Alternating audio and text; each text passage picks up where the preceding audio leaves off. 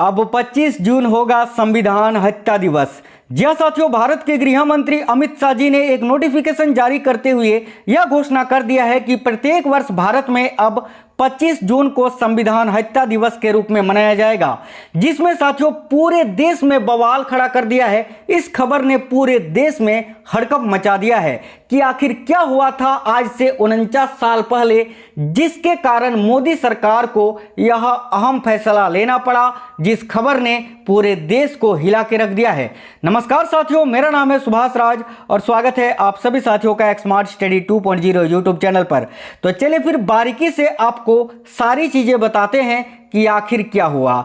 तो साथियों, हुआ कुछ ऐसा कि कल यानी देखिए 12 जुलाई 2024 को भारत के गृह मंत्री अमित शाह जी ने अपने सोशल मीडिया प्लेटफॉर्म पर एक पोस्ट किया, जिसमें उन्होंने लिखा कि 25 जून 1975 को तत्कालीन प्रधानमंत्री इंदिरा गांधी ने अपनी तानाशाही मानसिकता को दर्शाते हुए देश में आपातकाल लगाकर भारतीय लोकतंत्र की आत्मा का गला घोट दिया था। लाखों लोगों को अकारण जेल में डाल दिया गया और मीडिया की आवाज को दबा दिया गया। इस कारण अब प्रत्येक वर्ष जो है 25 जून को संविधान हत्या दिवस के रूप में मनाया जाएगा। आपको अधिसूचना वो नोटिफिकेशन भी दिखाएंगे जो कि अमित शाह जी ने पोस्ट करके सबको ये जानकारी दी है। इस पर प्रधानमंत्री मोदी जी ने क्या पोस्ट किया है, देखिए प्रधानमंत्री मोदी ने कहा कि 25 जून को संविधान हत्या दिवस के रूप में मनाना इस बात की याद दिलाएगा कि उस दिन क्या हुआ था और भारत के संविधान को कैसे कुचला गया था। ये भारत के इतिहास में कांग्रेस द्वारा लाया गया एक काला दौर था। साथियों, आगे बढ़ने से पहले ये जो नोटिफिकेशन है इसको मैं आपको विस्तार में पढ़ के बता देता हूं कि आखिर इसमें लिखा क्या गया है। साथियों, नोटिफिकेशन जो है कुछ इस प्रकार का है। इसमें जो हेडिंग है वो है भारत का राजतंत्र या राजपत्र। ठीक है, भारत का राजपत्र। अब देखो इसमें बताया क्या गया है, गृह मंत्रालय अधिसूचना नई दिल्ली 11 जुलाई 2024। ठीक है, इसमें लिखा गया है कि 25 जून 1975 को आपातकाल की घोषणा की गई थी। ठीक है, तत्पश्चात उस समय की सरकार द्वारा सत्ता का घोर दुरुपयोग किया गया और भारत के लोगों पर देखिए ज्यादतियां और अत्याचार किए गए। और जबकि भारत के लोगों को भारत के संविधान और भारत के मजबूत लोकतंत्र पर दृढ़ विश्वास है, इसीलिए भारत सरकार ने आपातकाल की अवधि के दौरान सत्ता के घोर दुरुपयोग का सामना और संघर्ष करने वाले सभी लोगों को श्रद्धांजलि देने के लिए 25 जून को संविधान हत्या दिवस घोषित किया है और भारत के लोगों को भविष्य में किसी भी तरह से सत्ता के घोर दुरुपयोग का समर्थन नहीं करने के लिए पुनः प्रतिबद्ध किया है। ये साथियों देखिए जी पार्थ सारथी संयुक्त सचिव के द्वारा जारी किया गया एक अधिसूचना है। यही चीज यहाँ पर अंग्रेजी में लिखा गया है। ठीक है, तो ये तो अधिसूचना मैंने आपको दिखा दिया, जिसमें ऑफिशियल यह बताया गया है कि अब 25 जून को प्रत्येक वर्ष संविधान हत्या दिवस मनाया जाएगा। अब आपको संपूर्ण जानकारी देते हैं कि आखिर क्या ऐसी बात थी जो 1975 में हुई थी। साथियों, ये जो डेट है 25 जून, इसको आप अपने दिलो दिमाग में बैठा लीजिए, क्योंकि अब प्रत्येक वर्ष 25 जून को संविधान हत्या दिवस मनाया जाएगा, जिसका फैसला मोदी सरकार ने कर दिया है। आइए आपको बताते हैं कि 1975 में हुआ क्या था। देखिए साथियों, 25 जून 1975 को देश में 21 महीने के लिए इमरजेंसी यानी आपातकाल लगाई गई थी। तत्कालीन पीएम यानी तत्कालीन उस समय की प्रधानमंत्री इंदिरा गांधी के कहने पर राष्ट्रपति फखरुद्दीन अली अहमद ने इमरजेंसी के आदेश पर दस्तखत किए थे। यानी उस समय भारत की प्रधानमंत्री इंदिरा गांधी जी थे और उस समय भारत के राष्ट्रपति फखरुद्दीन अली अहमद थे। ठीक है, इसके बाद इंदिरा गांधी ने रेडियो से आपातकाल का ऐलान किया था। यानी देखिए 25 जून को रात के पहले यानी मध्य रात के पहले जो है उन्होंने रेडियो पर यह ऐलान करके संपूर्ण देश को यह जानकारी दी थी कि आज से संपूर्ण भारत में आपातकाल लागू होती है। देखिए हुआ कुछ यूं था कि आपातकाल की जो जड़ थी ना वो 1971 में हुए लोकसभा चुनाव से जुड़ी थी। देखिए हुआ कुछ ऐसा था कि जब इंदिरा गांधी ने रायबरेली सीट पर एक लाख से भी ज़्यादा वोट से संयुक्त सोशलिस्ट पार्टी के राजनारायण को हराया था। ठीक है, लेकिन राजनारायण चुनाव में धांधली का आरोप लगाते हुए इलाहाबाद हाईकोर्ट पहुंच गए थे। साथियों, हुआ ये था कि 1971 का जो लोकसभा चुनाव हुआ था, इसमें इंदिरा गांधी ने रायबरेली सीट से जो है अपना चुनाव लड़ा था और इसके विपक्ष में कौन थे, तो देखिए संयुक्त सोशलिस्ट पार्टी के नेता राजनारायण, जिनको उन्होंने हरा दिया था। लेकिन राजनारायण जी ने जो है इस चुनाव में धांधली का आरोप लगाते हुए इलाहाबाद हाईकोर्ट में जो है इसके लिए केस कर दिया था। ठीक है, उसके बाद क्या हुआ था कि 12 जून 1975 को हाईकोर्ट ने इंदिरा का चुनाव निरस्त कर 6 साल तक चुनाव लड़ने पर रोक लगा दी थी। उसके बाद भाई इलाहाबाद हाईकोर्ट ने क्या किया था कि इंदिरा गांधी का जो चुनाव है उसको निरस्त कर दिया था, रद्द कर दिया था और इंदिरा गांधी जी को 6 साल तक चुनाव न लड़ने की सलाह दी थी। 6 साल तक चुनाव लड़ने पर रोक लगा दी थी। उसके बाद इंदिरा गांधी जी ने क्या किया था कि वो 23 जून 1975 को सुप्रीम कोर्ट पहुंची।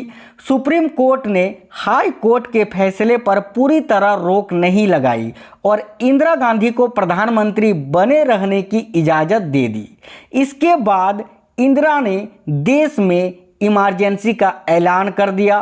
कब? तो 23 जून को सुप्रीम कोर्ट ने जो है उस पर रोक लगाई और 25 जून यानी 2 दिन बाद ही जो है उन्होंने पूरे भारत में इमरजेंसी लगा दी। ठीक है, देखिए इमरजेंसी में साथियों बहुत कुछ हुआ था।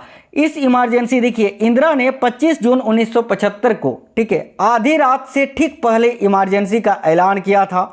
इमरजेंसी के खिलाफ जयप्रकाश नारायण, अटल बिहारी वाजपेयी, लाल कृष्ण आडवाणी जैसे नेताओं को जो है ना अरेस्ट कर दिया गया था, इनको जेल में डाल दिया गया था जब इन्होंने इसका विरोध किया था। इसके अलावा 1976 में दिल्ली के Dujana house family planning clinic में नसबंदी अभियान भी चलाया गया था, यानी लोगों का जबरन नसबंदी कराया गया था उस समय। आगे देखिए, इसमें साथियों पूरी जानकारी आपको देते हैं उस समय का मीडिया। देखिए मीडिया रिपोर्ट्स के अनुसार 49 साल पहले यानी 25 जून 1975 को तत्कालीन प्रधानमंत्री श्री इंदिरा गांधी ने इमरजेंसी लगाई थी, जैसे कि मैंने आपको बताया। यह साथियों भारतीय लोकतंत्र पर लगा एक काला धब्बा था। ठीक है, भारत में तीसरी बार आपातकाल की घोषणा की गई थी, ये 1975 वाली। ठीक है, 2 बार आपातकाल जो है इससे पहले लग चुका था। एक तो आपका साथियों भारत चीन युद्ध के समय लगा था 1968 में, और दूसरा आपका लगा था देखिए भारत और पाकिस्तान के युद्ध के दौरान 1971 में। इसमें क्या हुआ था कि करीब 10 लाख लोगों की जबरन नसबंदी कर दी गई थी। 10 लाख लोग, समझ रहे हो ना, 10 लाख लोगों की जबरन जो है नसबंदी कर दी गई थी। ठीक है, इसकी अवधि जो है 21 माह थी, यानी 21 महीने तक ये इमरजेंसी लागू थी। कब से कब तक? तो देखो 25 जून 1975 को लागू हुई थी और 21 मार्च 1977 तक इमरजेंसी लागू थी। ठीक है, देखिए इसमें हुआ ये था कि 10,000 से अधिक लोगों को बिना मुकदमा चलाए जेल में डाल दिया गया था। जिस तरह ब्रिटिश के ज़माने में रॉलेट एक्ट नामक एक कानून आया था, मैंने इतिहास में आपको पढ़ाया है कई बार। ठीक है, उस समय क्या होता था कि किसी को भी पकड़ के जेल में डाल दिया जाता था।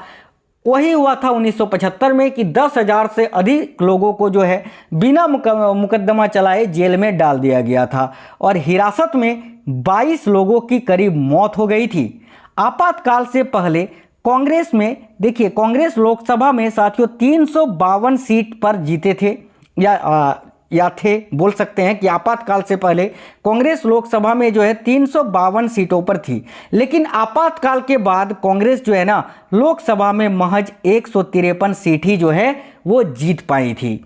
देखिए आपातकाल होता क्या है ये मैं आपको यहां पर बता दूं।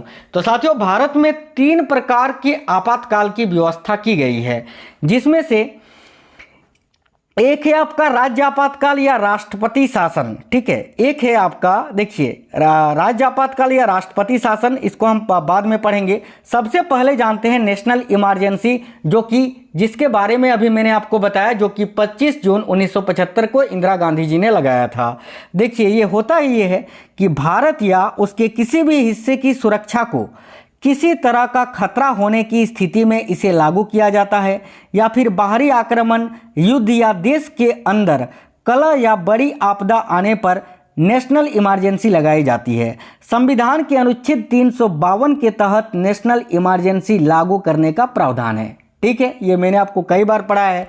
एक तो आपका ये हो गया, दूसरा हो गया राज्य आपातकाल, या जिसको आप जानते हैं राष्ट्रपति शासन के नाम से। देखो, इसमें होता यह है कि जब कोई राज्य सरकार संवैधानिक प्रावधानों का पालन नहीं करती है, मतलब ये कि राज्य का संवैधानिक सिस्टम फेल हो जाता है, तो राष्ट्रपति राज्य सरकार को अपने नियंत्रण में ले लेते हैं। इसे राष्ट्रपति शासन कहा जाता है। शासन व्यवस्था राष्ट्रपति की निगरानी में राज्यपाल चलाते हैं। भारतीय संविधान के अनुच्छेद 356 के तहत राष्ट्रपति शासन लगाया जाता है। ये आपको याद रखना है, कई बार आपको पढ़ाए हैं।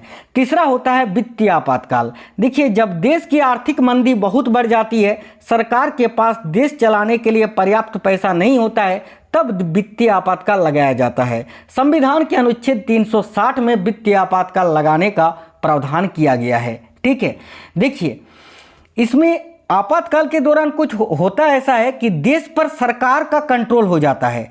जब आपातकाल लागू होता है तो आम व्यक्ति के अधिकार सीमित हो जाते हैं। जरूरत पड़ने पर सरकार कुछ अधिकारों पर कुछ समय के लिए रोक लगा सकती है। इमरजेंसी के दौरान केंद्र सरकार राज्य सरकारों पर पूरा कंट्रोल आ जाता है, यानी जो राज्य सरकार है उसकी भी जो कंट्रोल है वो केंद्र सरकार के पास आ जाती है। इसके कारण राज्यों के फैसले भी केंद्र सरकार ले सकती है। इसके अलावा राष्ट्रीय सुरक्षा में खतरा महसूस होने पर किसी भी व्यक्ति को सरकार बिना ट्रायल के गिरफ्तार कर सकती है।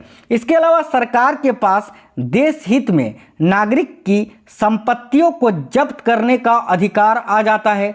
सरकार मीडिया पर सेंसरशिप लगा सकती है। अगर सरकार को लगता है कि कोई खबर या लेख देश की व्यवस्था को बिगाड़ सकता है तो उस पर रोक लगा सकती है, यानी मीडिया पर भी जो है रोक लग जाती है साथियों आपातकाल के दौरान। तो ये जो है 1975 में जो हुआ था वो तमाम घटनाएं जो आपको जाननी चाहिए वो मैंने इस वीडियो के माध्यम से आपको बताने की कोशिश की है। तो साथियों, इसी के विरोध में मोदी सरकार ने यह फैसला किया है, यह अहम फैसला किया है कि अब से प्रत्येक वर्ष जो है वो 25 जून को क्या मनाएगी, तो भाई 25 जून को अब जो है पूरे भारत में क्या मनाया जाएगा, तो संविधान हत्या दिवस मनाया जाएगा। साथियों, ये कब से लागू होगा, तो भाई अभी तो जून खत्म हो गया, अब ये 2025 यानी जब आपातकाल का 50 वर्ष पूरा हो जाएगा ना, 2025 में आपातकाल का 50 वर्ष पूरा हो जाएगा, तब से पूरे भारत में 25 जून को संविधान हत्या दिवस मनाया जाएगा। ये साथियों तमाम जानकारी थी जो कि मैंने आपको इस वीडियो के माध्यम से देने की कोशिश की है। अब आप हमें बताना कि ये जो फैसला मोदी सरकार ने लिया है ये किस प्रकार का फैसला है, आपको क्या लगता है। साथ ही में ये जानकारी कैसी लगी है आप हमें कमेंट बॉक्स में बताना। और अगर आपको ये जानकारी अच्छी लगी है तो अपने तमाम दोस्तों के साथ, तमाम रिश्तेदारों के साथ, सभी के साथ इस वीडियो को शेयर करिए। इस वीडियो को ज़्यादा से ज़्यादा अपने सभी ग्रुपों में शेयर करना, लाइक करना। आप में से कोई भी साथी नए हैं चैनल सब्सक्राइब कर लेना। साथियों, इस चैनल में आपको डेली जो है बहुत ही इंपॉर्टेंट क्लासेस करवाते हैं, साथ ही वो तमाम छोटी बड़ी बातें जो देश दुनिया में चलती है आपको जानकारी मिलती रहती है। तो भाई मिलेंगे आपसे नेक्स्ट वीडियो में, तब तक के लिए जय हिंद साथियों, वंदे मातरम।